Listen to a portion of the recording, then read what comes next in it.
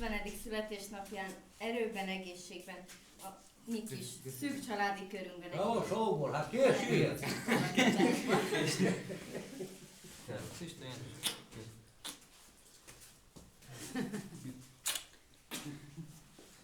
Idáig így félreállj, hogy lásson a gyírt. Szia! Szia!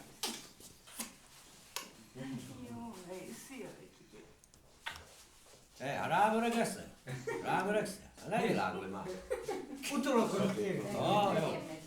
Futásba vagy? Igen. Na, Jó. Igen, kicsit még beljebb jövünk, jó? És még mi készültünk apukának Ismerkedjek már valamivel. én is meg akkor. Marika.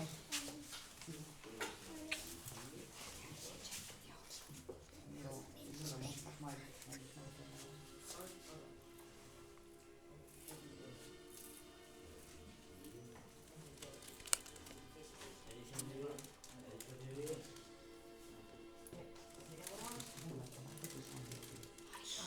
Marika, segíthetsz te is. Hát tudom.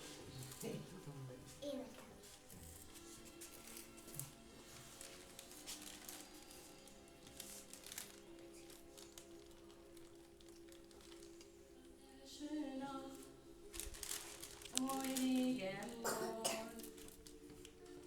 néhány év, messze sodort, születésnap, mely épp hogy elköszönt, hívatlanul, már is újra jön.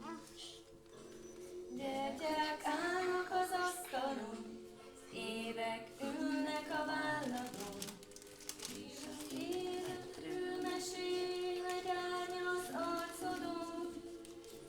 Megint egy gyertő gyertya ég, megint elment egy szürke ég.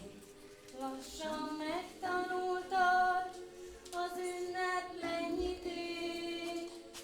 Ó, csak még azt nem érted, vajon miért süt rád a nap? Hisz estére úgyis elmegy, talán az egész egy pillanat. És szétgurulnak a percek, hiába nézed a könyveket. Kérded a bölcseket, titkok sűrű függönyét. Senki se tépi szét, ki a földön él. Születésnap úgy nyomja a szívedet, ha az asztalnál látsz egy üres helyet.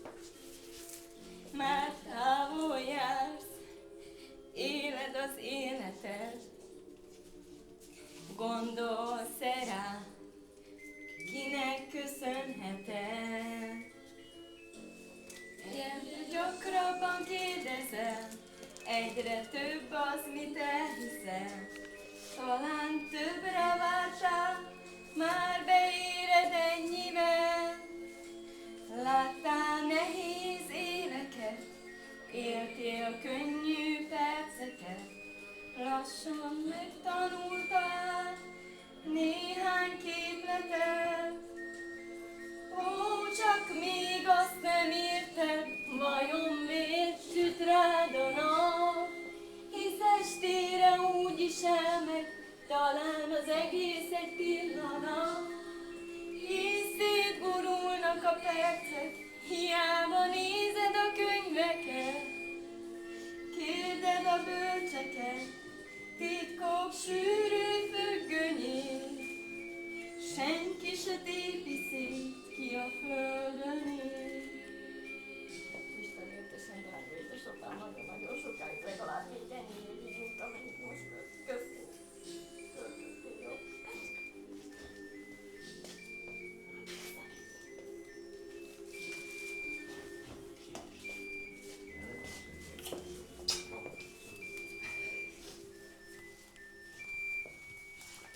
Fogad meg egy szeretettel. Kis